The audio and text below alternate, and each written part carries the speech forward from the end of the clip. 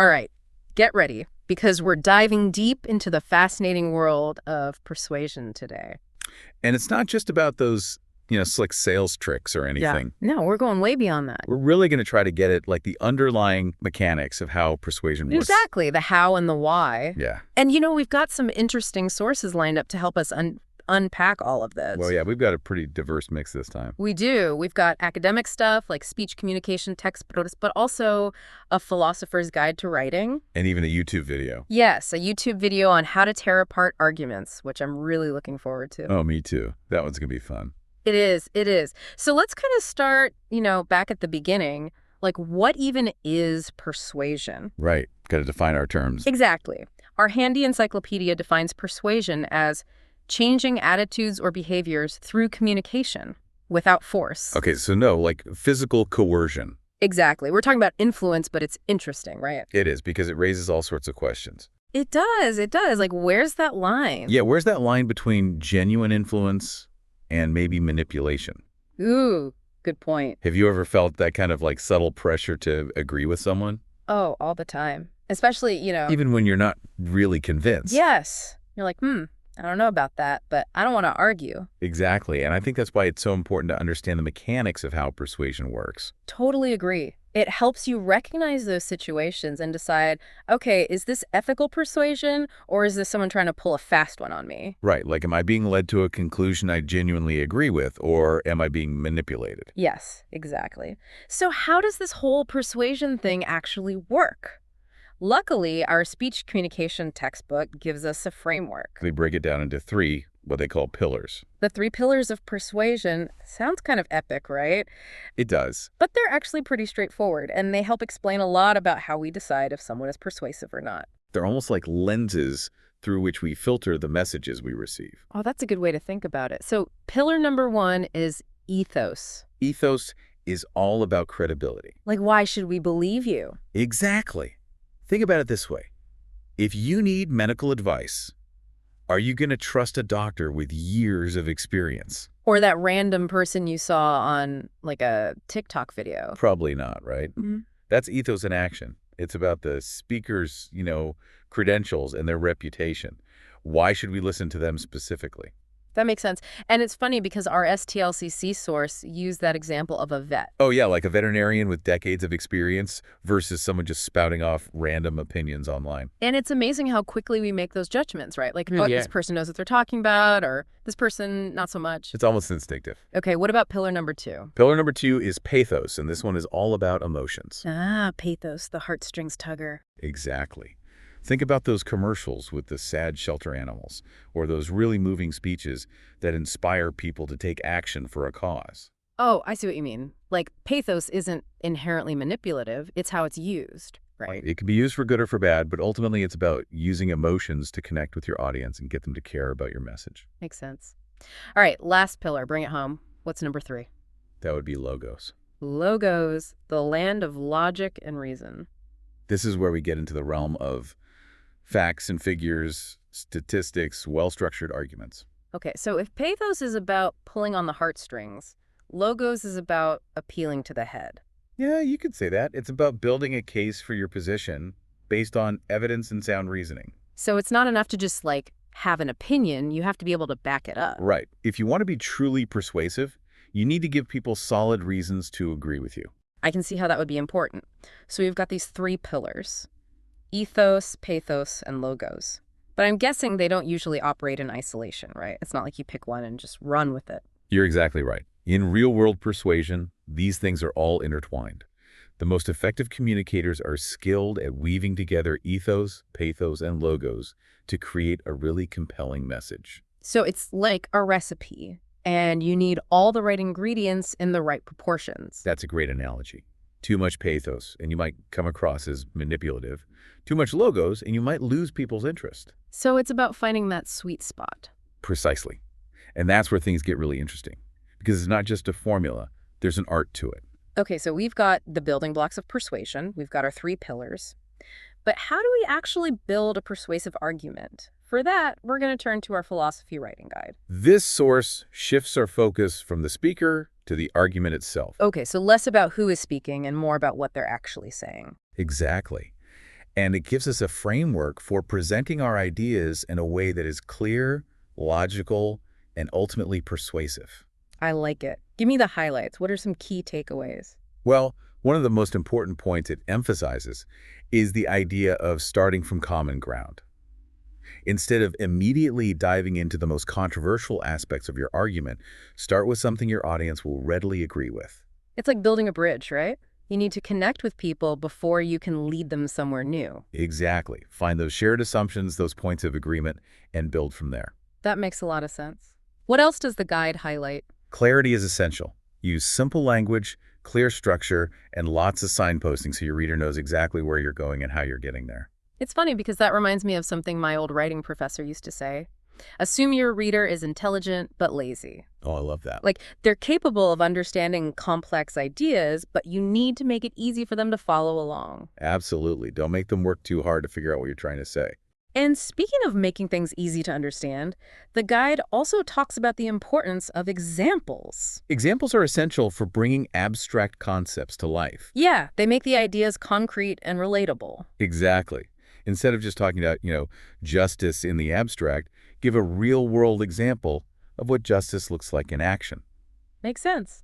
And here's a technique I love that the guide mentions: anticipating objections. Oh, that's a good one. It's like you're thinking a few moves ahead in a chess game. Exactly. Before you even present your argument, think about what the other side might say and address those points head on. And that actually strengthens your position. It shows you've considered different perspectives. It boosts your credibility. Right, because you're not just ignoring those counter-arguments, you're actively engaging with them.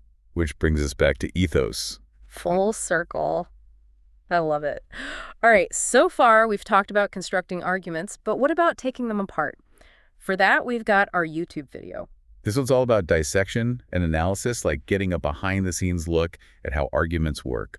It's giving us the tools to be more critical thinkers, to evaluate any argument we encounter and decide if it's actually valid or not. Right, because not all arguments are created equal. No, definitely not. So what are some of the techniques this video highlights? Well, one that I found particularly interesting is the idea of finding an argument's hidden consequences. What do you mean by that? It's like asking, okay, if we accept this premise as true, what are the potential downstream effects?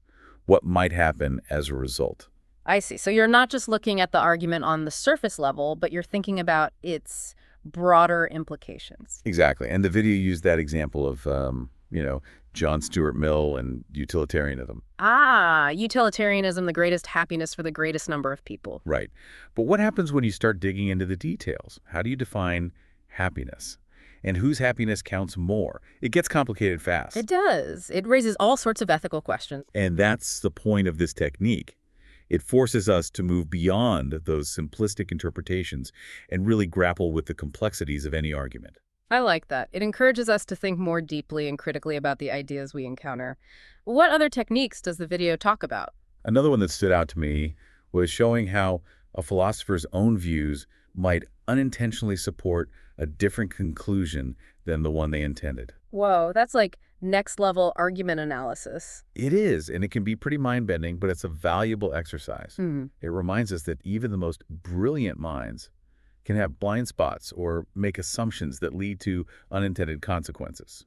So it's not about trying to, win the argument, but more about trying to understand the nuances and complexities of the ideas involved. Exactly. And that's what makes intellectual exploration so rewarding. It's about that constant back and forth, that push and pull of ideas that ultimately helps us arrive at a deeper understanding. And that's what we're all about here on the Deep Dive, right? Yeah. Deeper understanding. Exactly. And speaking of deeper understanding, how does all of this relate to our listener? What's the takeaway for them? That's a great question. Why should they care about all this persuasion stuff? Well, we live in a world saturated with persuasive messages, right? We're bombarded with them constantly, from advertising to political campaigns to even those everyday conversations where someone's trying to convince you of something. It's true. It's everywhere. And understanding these techniques, recognizing ethos, pathos, logos, being aware of logical fallacies, anticipating consequences, gives you a framework for evaluating those messages and making more informed decisions. It's like having a mental toolkit for deciphering the language of persuasion. Exactly. As you start to see those patterns, those strategies, and you can say, okay, I see what you're doing there. It helps you become a more critical and discerning consumer of information. Which is more important than ever in today's world. Absolutely. So, as we move into the next part of our deep dive, keep those critical thinking skills sharp, listener. Pay attention to those persuasive messages you encounter and see if you can spot those 3 pillars in action. And remember, persuasion is all around us, shaping our thoughts, our beliefs, and our actions. It's a powerful force, and the more we understand it, the better equipped we are to navigate the world around us. So let's put this knowledge to the test. I love it. Let's Yeah. do it. Okay, so let's dive into this Churchill quote and really try to unpack those persuasive elements. What do you think, listener? Anything jump out at you? Yeah, let's see if we're all on the same page here. For me, I think what's immediately striking is how Churchill leverages his own ethos, right? Absolutely. He's not Yeah. just some random guy with an opinion. Right, like, he's Winston Churchill. He led Britain through World War II. I mean, the guy's seen some stuff. Exactly. He's dealt with those big, weighty issues of governance, on a global scale. So his words carry a certain, authority. Totally. Yeah. And it's almost like he's earned the right to kind of critique democracy, you know what I mean? Yeah, I do. Because he's seen firsthand what the alternatives can look like, and yet he's not afraid to acknowledge that democracy isn't perfect. Right, which is where I think the pathos comes in. That little bit of irony, maybe even humor, in that first part of the quote, democracy is the worst form of government. Oh, it's brilliant, isn't it? It's like he's acknowledging a common frustration. Yeah, like we've all probably had those moments where we're like, this system is so messed up. Totally. And by saying that up front, he kind of disarms us a bit. Right, he's not being all preachy or defensive. He's meeting us where we are, acknowledging the potential downsides, which I think makes us more open to what he's about to say next. And what he says next is key, right? That little phrase, except for all the others that have been tried. That's where the logos kicks in. The logic, the reasoning behind his statement. Exactly. And it's subtle, but it's really powerful. He's basically saying, look, we've experimented with other systems, and they've all had even bigger problems. It's almost like an argument from elimination, isn't it? It is. It's not necessarily that democracy is this amazing, perfect system. It's just that it's the least bad option we've found so far. Right. And what I love about this quote is how concise and memorable it is. He doesn't need pages and pages of arguments. Just one sentence. One sentence to capture this really profound truth about, human attempts at governance. It's brilliant. And it also makes me think about the structure of the quote itself. Oh, interesting. What do you mean? Well, he starts with that negative statement, the worst form of government, which immediately grabs our attention. Like a hook. It is. And then the except for clause kind of turns it around. It creates this little mini narrative arc. Exactly. You get drawn in by the negative, and then he leads you towards his point of view. It's a masterclass in rhetoric. And I think it shows how even a seemingly simple statement can be incredibly persuasive when it's carefully crafted. Okay, so we've talked a lot about Churchill and democracy, but I want to circle back to that YouTube video on dissecting arguments for a minute. Oh yeah, that was a good one. It was. Remember how it gave us all these different techniques for critically evaluating arguments? Right, like taking them apart piece by piece to see how they work. Exactly. And listener, I'm curious, did any of those techniques stand out to you? Was there one that you were like, oh, wow, I never thought of it that way before? I know there was one that really resonated with me. Okay, which one? It was the idea of uncovering hidden consequences. Ah, yes, that's a good one. It's almost like you're playing out a scenario in your head, right? It is like, what if? Exactly. Okay, if we accept this premise as true, then what happens next? What are the potential ripple effects? The things that maybe weren't immediately obvious at first glance. Like the unintended consequences. Yes. And the video used that great example of John Stuart Mill and utilitarianism. Right, which on the surface seems very straightforward. The greatest happiness for the greatest number of people. Sounds pretty good, right? Yeah, who would want that? Exactly. But then you start digging a little deeper, and it gets complicated fast. Because how do you even define happiness? And whose happiness takes priority? Right. Like, what if an action brings happiness to, say, 90% of people, but causes a ton of suffering to the other 10%? Is that still ethical? Exactly. And that's what I love about this technique. It forces you to move beyond those like simplistic interpretations and really grapple with the messy reality of how ideas actually play out in the world. It's like thinking several steps ahead in a chess game. It is. Yeah. And it's so important, especially in today's world where we're constantly bombarded with information. Yeah, we need those critical thinking skills to really unpack those complex issues and make sure we're not getting fooled by like oversimplifications or misleading arguments. Totally agree. And speaking of misleading arguments, there was another technique from the YouTube video that I thought was fascinating. Okay, tell me about it. It was this idea of showing how a philosopher's own views might unintentionally support a different conclusion than the one they intended. Ooh, that's a tricky one. It is. It's almost like you're taking their own logic and using it against them. Like a judo move or something. Exactly. And I know it might seem a little bit like an intellectual game, but it serves a really important purpose. Which is? It reminds us that even the smartest people can have blind spots, right? They can make assumptions that lead them to conclusions they didn't necessarily intend. So it's not about trying to like win the argument. It's about trying to uncover those hidden assumptions and biases that shape the way we think. Right. And it also highlights the importance of being like intellectually charitable, even when you disagree with someone.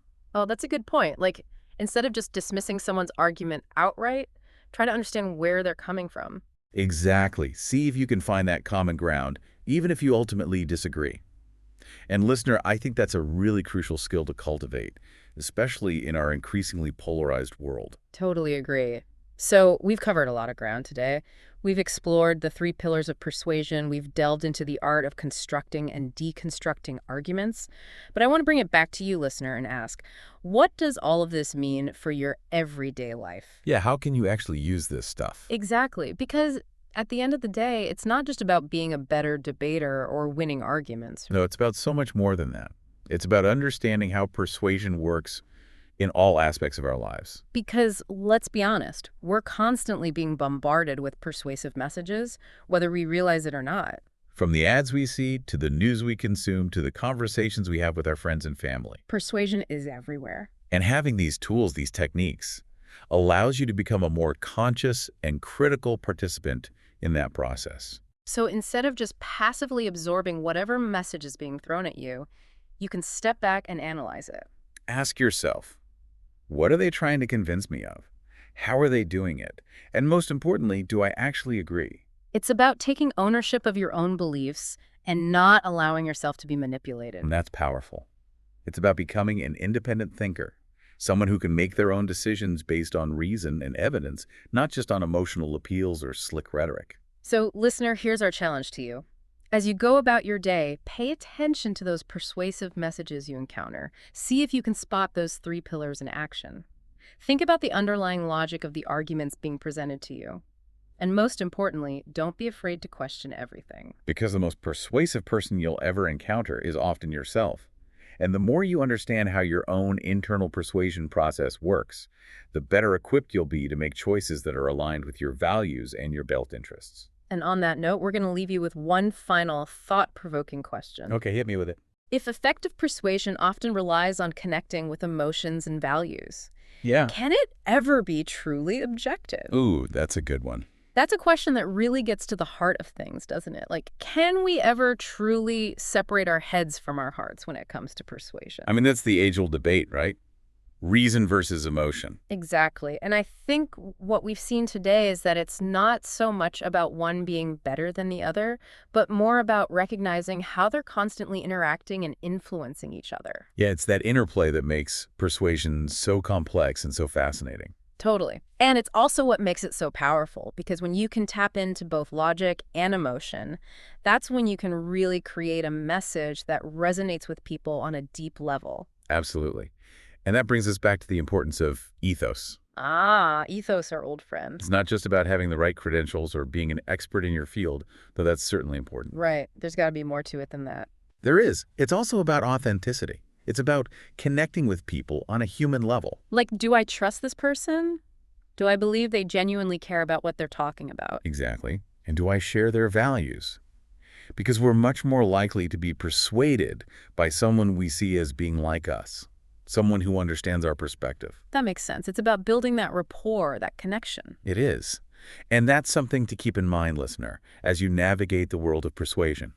Because it's not always going to be as clear-cut as a logical argument or a well-researched presentation. Right. Sometimes it's more subtle than that. It is. So, as we wrap up our deep dive today, here's a final thought to leave you with. The next time you find yourself in a situation where you're being persuaded, whether it's by a charismatic speaker, a clever ad campaign, or even just a friend trying to convince you to do something. Take a moment to pause. Yes. Pause and reflect. Ask yourself, what's really going on here? How are they appealing to my emotions? How are they building trust? Am I being swayed by logic, by emotion, or by a combination of both? And most importantly, are those reasons valid? Am I being persuaded for the right reasons? Because ultimately, persuasion isn't about trickery or manipulation. It's about understanding, connecting, and finding that common ground. And sometimes the most persuasive thing you can do is simply listen.